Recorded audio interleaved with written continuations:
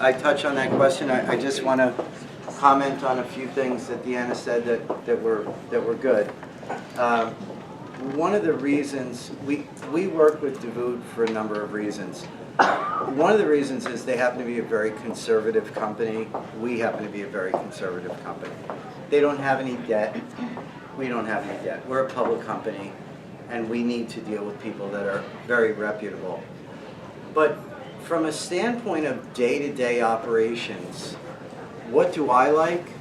I like the fact that I get treated like I treat our clients. There's never a job that Jason goes on where we hear the problems. Never. We never. Our clients don't hear problems from us. We just fix things. We just make things right. We move forward and take care of what we need to. The DeVoot organization, and I realize some of you are thinking of New Homes, so this isn't appropriate, but they happen to be that type of people where they'll just deal with it and fix the problem. And addressing your question, if you're lifting a house that has a solid brick face on it, it's sitting on a brick shelf. So it's sitting on a footing underneath the brick. And in one of the first lifts that we did in 2013, we were working with Jason DeVoot, is Deanna's husband, and I sold the job. And I went out there, and the guy said to me, "I have this brick face, and I like this, and I don't want to get rid of it." So I didn't really know that much about elevations. I mean, I built a lot of houses. I built bridges and sewer treatment plants and apartment buildings and roads and 200 subdivisions, and I'm like, it's a house. How bad can it be? So I said, yeah, no problem. We can lift the house with the brick. So I called one lifter, and they said, you know, you got to, the brick is going to fall off the house. You're going to lift the house, and the weight of the brick, it's just going to fall. It's going to slide right off the wall. It's going to crash on the ground. I said, well, the guy wants the brick, and I don't want to do the whole front of the house over. How are we going to do this? So, well, we can't do it. So I wound up talking to Jason, and I said, listen, isn't there something we can do? Like, can't we take some angle iron and, you know, can't we figure something out? I mean, there's got to be a way to do that. I don't know how to do this, but I know that you probably know. He says, yeah, no problem. We'll just put some angle iron under there, and we'll lift it up with the house. And we did that one, and it was fine. And it was perfect, and the brick was intact, and everything was great.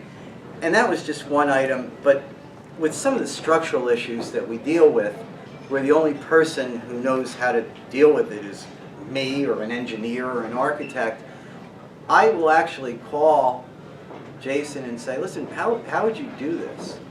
Here's what I'm thinking, how would you do it? And he is a resource, and that's what we are as well. We understand that we cannot do every construction project in New Jersey, although I don't really understand why. But I know that we're not going to build every home in New Jersey. I did, slid that right in there. However, I've lived in New Jersey my whole life. I'm a property owner. I have business in the community. I have family in the community. I think it's really important that we give back to the community. And that's why we write a blog, and that's why we have these seminars, just to try and help people clarify what they're doing. Because it is complex. It's not easy. It's hard to find somebody you can trust. Which I'm going to move into what you should be looking for when you search for a builder or a general contractor. Normally we have Kathleen Detoli, who's an attorney in Toms River, and she does a wonderful consumer protection presentation. And if you're interested, there's a handout of it over here. But I'd just like to touch on some of the things that you want to focus on when you are interviewing a builder, right? And a lot of these things are going to seem like very common sense things, and a lot of them you'll say, oh, I would do that, but we don't. But we don't. We're human beings. We don't do things that we should do sometimes just because we're tired or we don't feel like doing them. So let's just run through some of the things that are really important. We want to make sure that your builder or your general contractor is licensed in New Jersey. So we jump on the website, the Department of Community Affairs, make sure they're licensed. That's really important. Make sure they are insured adequately. And make sure you see, not only do you see a current certificate of insurance, but you pick up the phone. You actually pick up the phone and call the insurance company and say, hi, I'd just like to check to see if a policy is still in effect, because one of the most common things that occurs is a general contractor will pay the first few payments. They'll get the binder, they'll get the declaration page, they'll stop paying. So you say, oh, can I see your insurance? And I say, yeah, here, Chet. And you look at it and you're like, oh, it's good till next year. And meanwhile, the policy lapsed. So that's an important thing.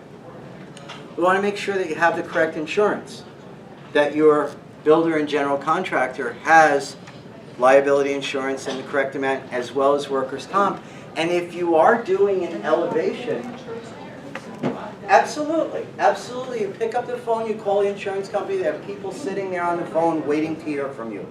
Call them and say, hi, I'm a homeowner. I just got an insurance binder from a builder, and I'd like to just verify that this policy is in effect. Very simple. And they say, okay, give me the policy number, and they tell you, yes, it's paid up through such and such time, or it's current. So it's very important. When you are elevating, if you are elevating, you want to make sure that your elevation contractor has riggers insurance and cargo insurance. Now, when you hire us, we handle everything from design, architecture, planning, we do land use, we do surveying, we do the entire thing. We're vetting the contractors, we're vetting our elevation contractor, we're providing you with an overriding policy. So we're doing that homework. If you make the serious error of not choosing us for your elevation project, these are some of the things that you want to check on. Not just that they have liability insurance, but that they have cargo and rigger insurance.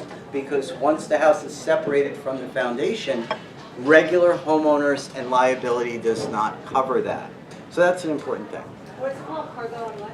Cargo insurance and riggers insurance. And one is for just straight elevation and one is for moving. Like Deanna said, we move houses quite a bit. Like we moved Kathy's house to put her in a better spot on the lot, give her a bigger backyard. We'll move houses out of the way to demolish a foundation, to install a new foundation, because most often it's most cost effective to do a piling foundation in New Jersey. Most of the time, all things considered, if you're elevating to a full height elevation, it's the most cost effective foundation, is a piling foundation. So if we have a situation where we can't use block because you're in a coastal zone, or your soil conditions aren't conducive to using block, what we'll do is we'll move the house into the front yard, we'll move the house onto a neighbor's yard if there happens to be an empty lot, we'll demolish the foundation and we'll install pilings. So we do quite a bit of that. So those are the two different types of insurance. Once again, you don't think of this. You say, oh, do you have insurance? They say, yeah, they give you a policy, and okay, yeah, I have liability insurance. That doesn't mean anything. That doesn't mean anything once the house is off the foundation. So these are important things. You want to make sure that hold on one second. You want to make sure that your builder or contractor has an actual physical office that you can go visit. You want to be able to go see people. We own a building in Route 9 for 15 years. You can come to the office anytime you want. We have people there working. And it's not the size of the building or the fanciness of the office. Nothing wrong with, if you find a good contractor and he's a small contractor and he happens to have an office in his garage at home and he does business there, that's fine. It doesn't have to be anything fancy, but it should be a place where you can go if you can't get somebody on the phone or if you need to serve somebody with notice. You want to be able to find someone's office. So be cognizant of that. We try not to give big deposits, and we try and be really careful about how we pay our contractors. Very, very important. We don't take deposits that are over 5% of the job. We don't. It's a policy. It's conservative, it's fiscal, it's responsible, it's honest. That's how I do business. That's how I've always done business. There's no urgency, and there's never a reason for somebody to give you a large deposit up front. Never. So that's important. While we're on the subject of money and things to be careful of, we pay for things that occur and are in place and are inspected. That's what we pay for. We don't pay for deposits for things.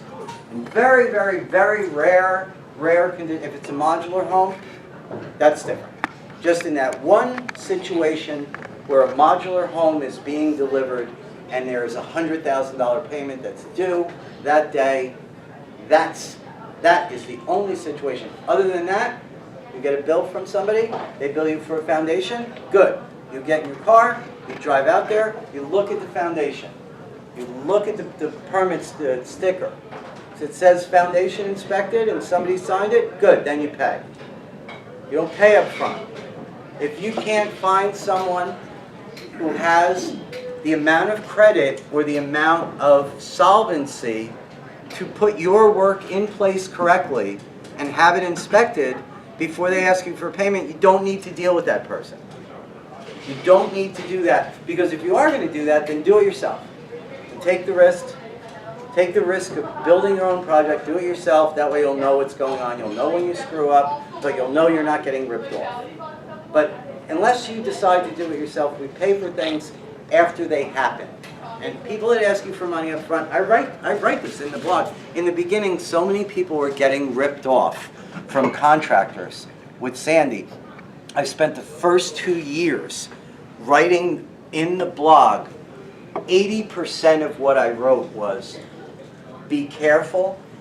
If you have a question and you do not have someone to consult with, if you don't have an attorney or an accountant or someone you trust, call me. And I will talk you down off the ledge, and I will disabuse you of the nonsense that whatever contractor is telling you is telling you.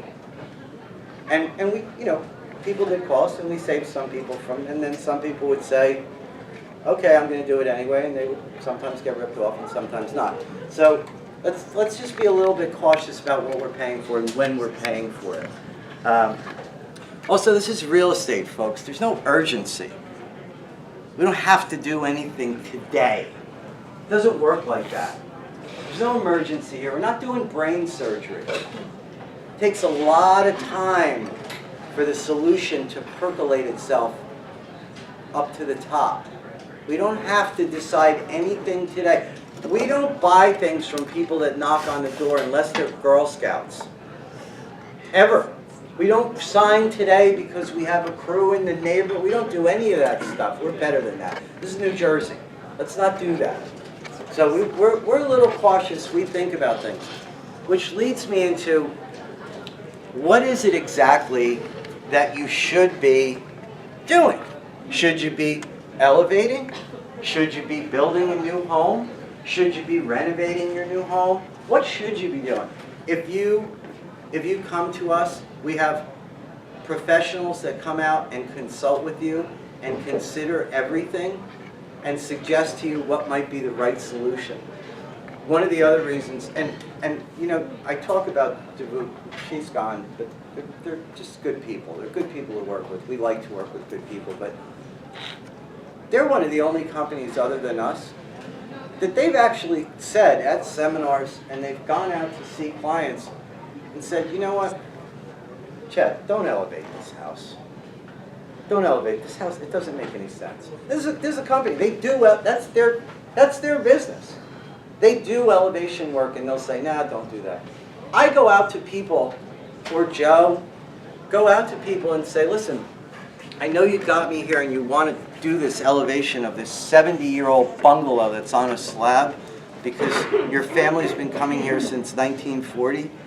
And I understand that that's what you want, but it's really not what you should do. This is what we think you should do. We'll do whatever you'd like. You're the client. If you want us to do something, we'll do it. But what we'd like to do is, we'd like to explore your situation. We'd like to find out what the best thing for you to do on your lot is. And then, great, then we can help you with that. And if we can't help you with that now, you know what's going to happen? In 6 or 8 months, or a year and a half, you're going to call us. And you're going to say, you know what, I did a lot of research and I talked to a lot of people and I think that maybe what you said is right, and let's do that. And if it doesn't work out, maybe you'll refer us to somebody. Most of our business is referrals. Most of our business over 25 years is referrals. 1,650 new homes in 200 subdivisions. I had people buy 5 houses from me. I had people buy a house, and then their kids would buy a house, and then they would move to South Jersey and they'd buy another house, and then their parents would come down from Staten Island and they'd buy another house. And that's the type of, that's what we're here for. It's not just to say, okay, you know, can we sell you a house or sell you an elevation? It's to try and help you to do the right thing with your real estate, which is probably the most valuable thing that you own. And there is something very important about that. There's something very important to me and the DeVoots and other people in this business. Yes, I'm sorry. So Dream Homes has been in business for how long? Dream Homes has been in business for 6, 7 years. I've been in business, in the construction business, since 1993. I've been building. Dream Homes is a public company now. So you can, if you're interested in what you hear, please go online. Our ticker symbol is DREM. You can look us up. But you've been in how long? I've been building in New Jersey since 1993. Okay. This company, other companies prior to this. Okay, so I'm just curious, how did the relationship come about with the lifting company in Wisconsin versus somebody else in New Jersey? Well, that's a good question. During Storm Sandy, after Storm Sandy happened, you didn't need an elevation license in New Jersey to do home elevations. We never did home elevations in New Jersey. We did 15 of them since 1900. Nobody did elevations. So if you wanted to elevate a home, all you needed was a $250 home improvement contractor license, which means that the same guy who built your deck is the guy that could lift your house.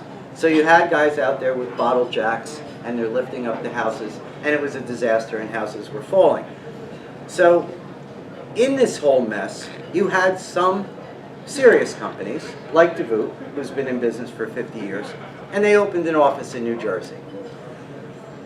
We started doing a lot of elevation work, and very quickly, after going through different lifting companies, came to the conclusion that these were one of the best companies. So we started using it. They feel, as I do, that elevations will remain a part of the market. They may be 30% of the market, they may be 20, 25%. After Sandy, they were 80% of the market. Everybody was elevating their homes. Now, 5 or 6 years later, people have had time to digest, and if you haven't elevated your home, maybe you're saying to yourself, okay, well, you know what, maybe we should consider a new home.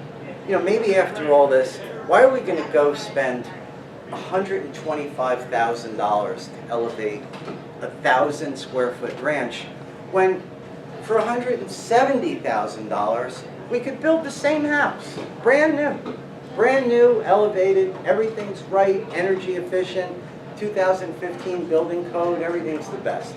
So elevation is a part of what we do. It's a good solution if you're in a 2-story house, if the house is newer than 95, if the house is beautifully decorated and all you did is lose part of the downstairs, but the rest of the house is fine. Does it make sense to elevate? Yeah, sometimes. Yeah, absolutely. If it's on a crawl space, yes, it makes sense. If it's on a slab and it's older and it's got 2x3 walls and lousy insulation, and no, it doesn't make sense. No matter how much emotional attachment you have to that wood, it's not worth it. It's not worth it, and it's not the right thing to do. That being said, being a business person, being an honest business person, if you say you want that, I will give you my professional opinion. I will tell you the reasons why I think you should do such and such a thing. And if you say to me, Vince, that's all well and good, thanks for the information, but I want you to lift my house, we're going to lift your house, and we're going to do a great job, and we're going to put it back together, and it'll be perfect. But there is a right solution for every single one of you for your house. You may not know it. You may think you know it. Possibly all of you know it. Possibly every one of you is thinking the right thing for your house. But you should be talking about it with someone, and you should explore different alternatives. Which brings us back to cost benefit and what we should spend.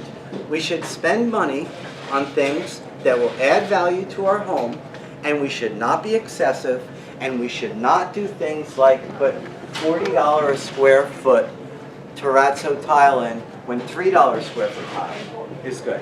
We should not spend $70,000 on a kitchen when a $25,000 kitchen is beautiful.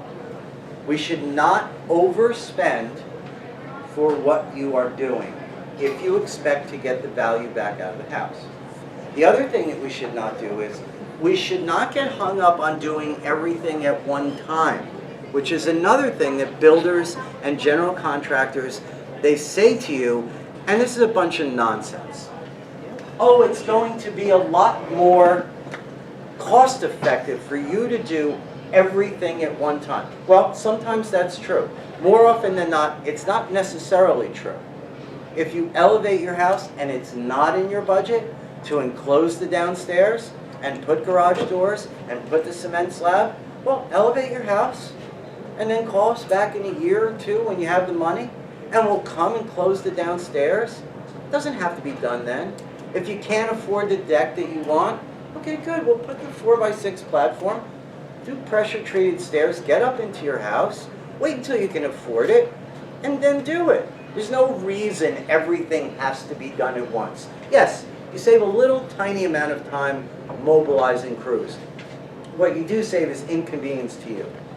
Is there less inconvenience to you? Of course there's less inconvenience to you. If you do everything once, you move out of your house and you say, look, this is the laundry list. I want to do everything on this list. I want to walk back in this house. I don't want to do anything. I literally do not want another home project for the rest of my life. Of course that's easier for you. But if you can't afford it, if you have a $100,000 budget, let's remember why we're here. I mean, other than the wine and the pizza and stuff and listening to me talk.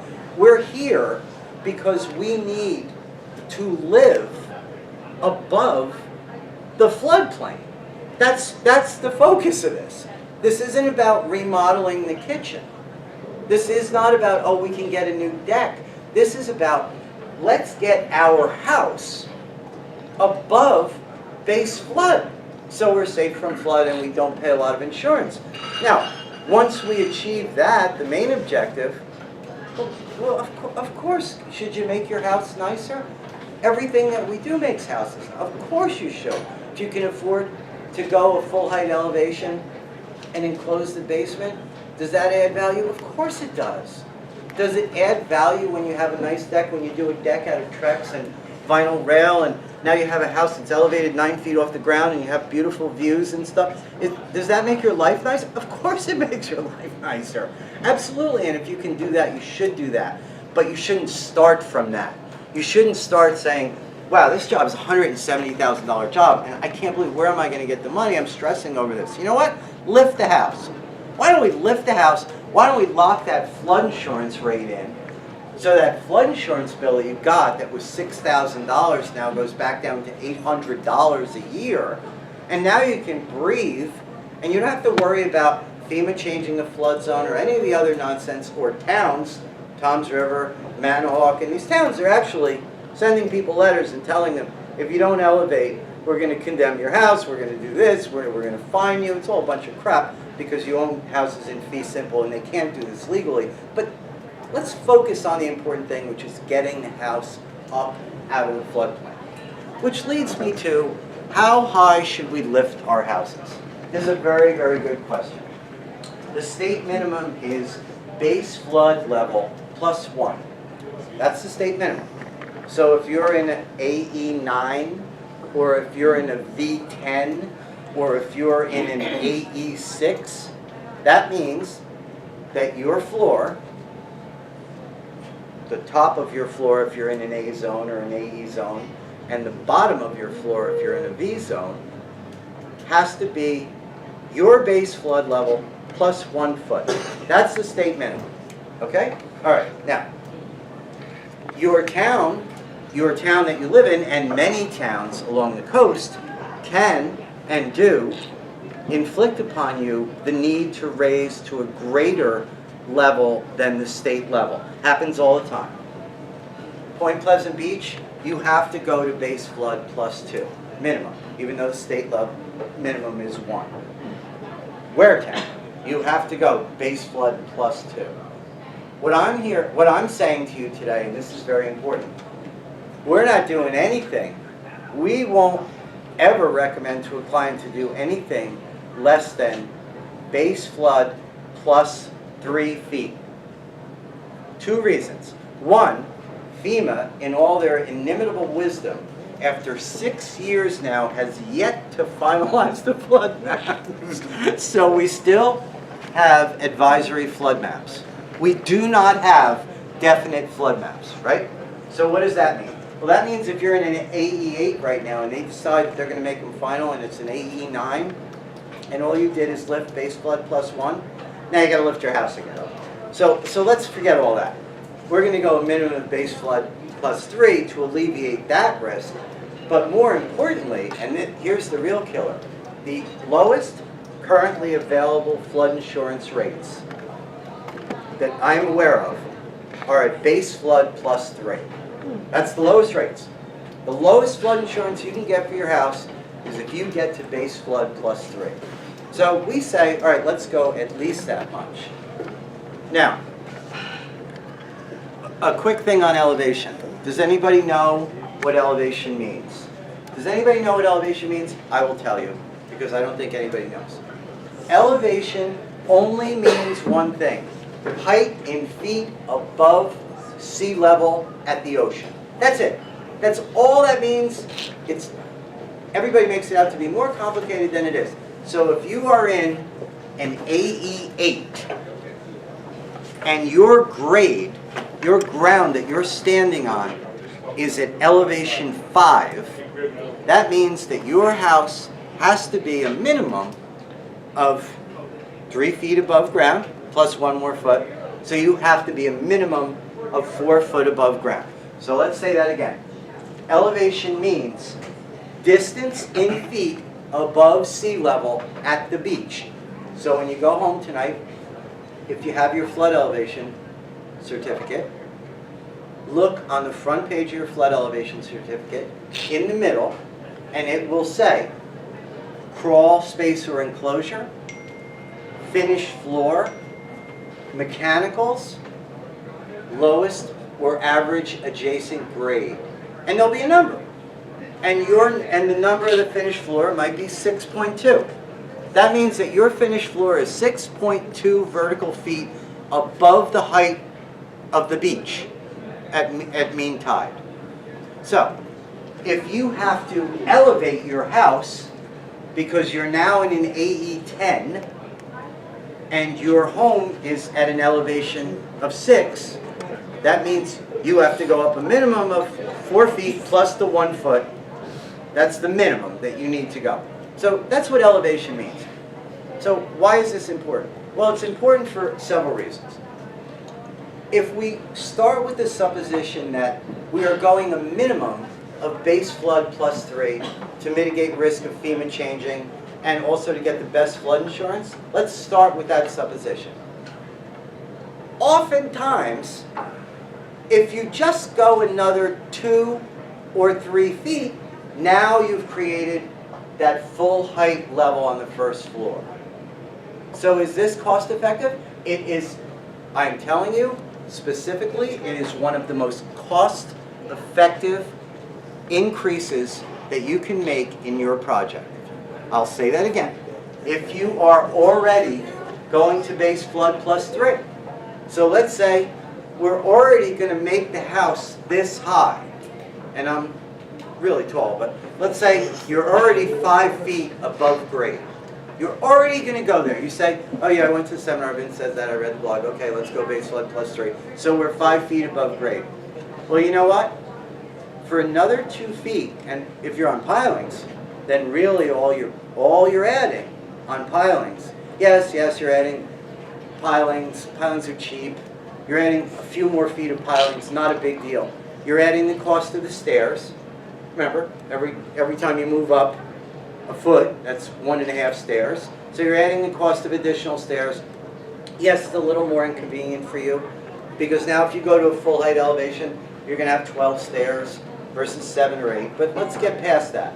It's the most cost-effective thing that you can do for added value to your home to go those 2 or 3 extra feet. Listen, you're going through all this grief anyway. You're going through all the grief of a home elevation, which is really mental, or you're going through the grief of having a home built, which is difficult. It's difficult, it's stressful, it's all stressful. As long as you're doing that, you are not going to go through any extra grief to go up 2 more feet. Not 1 iota of additional aggravation. It's going to be the same. And what do you get? And what are you allowed to do with that space? Well, FEMA says we can do 3 things with the space under our house that's in a floodplain. You can park, you can have an entry there, meaning you can have stairs coming from under your house into your house, and you can store non-essential items, which is anything that they won't insure. Anything that you don't care if it gets wet, you're allowed to put it down there. You can't have living space down there, you can't have a bedroom. 99.9% of all the people that we've done, all of our clients, immediately start using the space for bars, playrooms, to get rid of their kids. They use it for everything. All the stuff they're not supposed to use. Listen, the only thing they're risking is the couches that are there, or the tables, or the bar, or whatever it is that's down there. In the event of a flood, you're taking flood risk.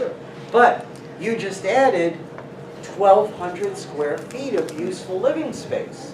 So it's the most cost-effective thing you can do going to a full height elevation, yes. But don't your property taxes like escalate? Excellent question. Another ringer, and this is an unintentional ringer. Do your property taxes go up? If you, Not really. thank you. Mine were about 8,000. They might have went up to like 9,000.